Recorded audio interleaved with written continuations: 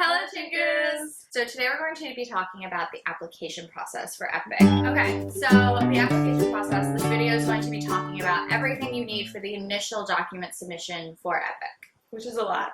Yeah, and then also talking about, we're going to briefly hit at the documents you do need in the future, because as you're preparing to initially apply, you should be dual pathing with future needed documents.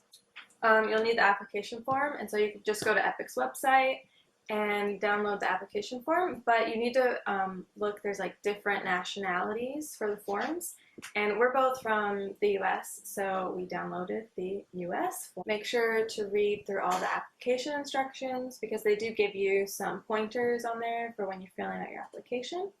And then you also need to think about if you have Korean nationality, but if you have no ties to Korea, don't worry about that. But when you're filling out the application, mostly just like information about you, just like facts. So just make sure you actually put facts down. Make sure you're following the format that they want on that application. Fill it out as like what's true for you as you're filling it out. So don't think about the future, just what's your major right now, and don't worry if it's not education, it's not a big deal. Your GPA right when you're filling it out, and stuff like that. You need to put on there what time you're available for an interview. So yeah, you may not get an interview, but they still want to know when you're available if you do get the interview. Times are in Korean Standard Time. Do the conversions, and you're not asking them to do an interview with them when it's like 2 a.m. in Korea. Do a little Google. Yeah. Google is your friend, guys. This whole process, please remember Google is your friend. There are so many questions people have where I look at it and I just think, you can Google that question. It would take you 2 seconds. Look, people have the same questions like twice a year. Yeah. When EPIK has these application periods. While you're filling out all these applications and you're getting your recommendations, you should be starting the process, or at least looking into starting the process of getting your TEFL, TESL, CELTA, CELT certificate. Oh, that was like a lot of, that was like a lot. It's a lot of acronyms. Yeah. So a lot of people have the question, is it okay for it to be 100% online? Do I need class hours? The answer is yes and no. So I did a 100% online course because I was busy and I had a job and I just didn't really have time to be able to go do in-class workshops. I did 130 hours online and then 20 hours in person for like a teaching class. And we went through the same coincidentally. Yeah. We just found out too. Yeah. We had no idea. But it's called Eye to Eye, and it was pretty good. Yeah. Just went on my spring break to Chicago, and there was like through that company, they were doing like a weekend teaching workshop for the 20 hours, and I did that, but I'm still not eligible for Busan because they have strict requirements. Right. I think it's really up to you. Just make sure just make sure your course program is legitimate. Yeah. There are some really sketchy ones who are saying like, oh, you can get a whole certificate for like $50. You're right. I wouldn't use those. Yeah. It's probably not real. But we both went through Eye to Eye, and this is not a plug for Eye to Eye. This is just coincidentally, that we both went through that program, and now it's proven legitimate since we've both done it. So if you just don't really want to think about it, and you want to take our word for it, you can just go through Eye to Eye. Though that if you've never taught before, you've never tutored before, or you've never been in like a front of a group of people teaching something before, it was nice to have the in-class hours because there was a teacher there and she made us like prepare lessons, and we had to like give like a 10 to 15 lesson to like our peers. So it did make me feel better. Yeah. And I would also say it's kind of helpful to do it before your application, because in your application you have to create a mock lesson plan. And if you've never made a lesson plan, then it's a good reference for how to create one. So that's just some food for thought as well. If you don't have any teaching experience before you come here, it's really not that big of a deal. You do have to get the TEFL, and you probably want to make sure that you're comfortable being in front of a few people at least. Yeah, if you have really bad performance anxiety, because I know people get like rashes if they're public speaking, you might want to just practice. Yeah, just practice a little. Yeah. Let's go! Go, go, go! Pick up your knees! Faster, faster! 1, 2, 1, 2, 1, 2! Knees up, knees up!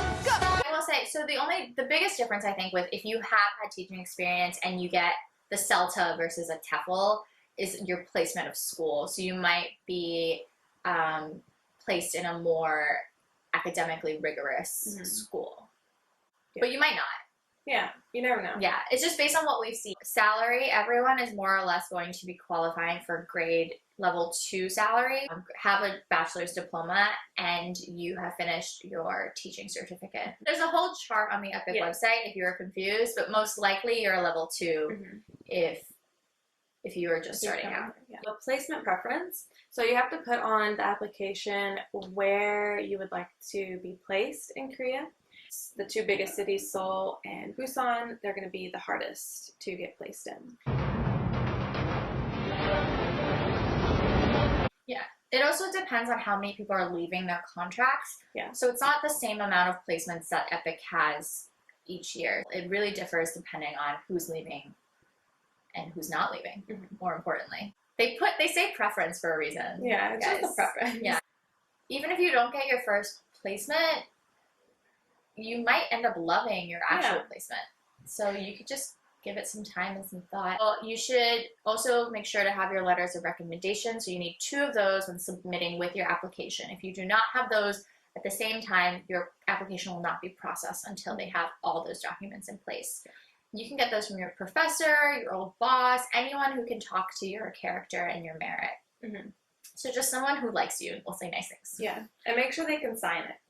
And there's also some other documents that take a long time to prepare. So I honestly, the thought of doing them again makes me stressed. Yeah, so you don't need them for the initial application process, but you'll need them quickly if you do pass the first application process. Right, so if you pass the application process and then you pass your interview, literally as soon as you get the email that you passed your interview, you need to send these documents as soon as possible to get your preference, to get your first come first serve situation. So these are the criminal record background checks and then your apostilled diploma. So for the criminal record background checks, you need to get your fingerprints done at a police station, and then those fingerprints then need to be sent to the FBI to get your criminal background check. Depending on if you send those directly to the FBI to get those processed or through a certified FBI channeler, it can take anywhere between 2 to 8 weeks depending on their backlog, where you live, whichever process you go through. So please be aware of that. And you also can't get them done too early because then they expire. Yeah, they're only valid for like 6 months. If you go straight to the FBI, it takes longer. So if you are in a time crunch, you can find a channeler. But just make sure it's legit because there's a lot of weird companies out there. And you can find them on the FBI website. Yeah, they have a list of channelers. It is more expensive though to go through a channeler. People in other countries, they have like a lot faster system of getting their background checks. So if you're a U.S. citizen, you need to get on top of this like right now. For diploma, you need to get it apostilled and what is that called? Notarized. Yeah, you have to get it notarized in the city that you graduated from, and then you have to send it to the state's it's like Secretary of whatever, and they have to apostille it. The official title, Secretary of whatever. Secretary of whatever. I don't know what they do, but they have to apostille your diploma. And yeah, a lot of people are just, or they haven't graduated or they're just graduating, and sometimes it takes a while to get your diploma. And so some people actually like couldn't come because their school wouldn't give them their diploma quick enough. But I emailed my what's that called? Administrative office on a university and explained that I was applying to this program and that I needed these documents, blah, blah, blah. And I was like, please help me. And they kindly expedited my diploma. So I was already graduated. I graduated in May, and then I actually got my diploma like 2 weeks after my graduation, whereas everyone else at my school, they didn't get their diploma until like late July, and that would have been really, really cutting it close for me. Yeah, because you need to send copies of your apostilled diploma to EPIK in order for them to then begin to process it. If you can't get your diploma in time, I would really just recommend waiting till the next intake. Make sure it's a copy. Don't send them your real diploma. Yeah, so that's our tips and tricks for the application process. So if you have any questions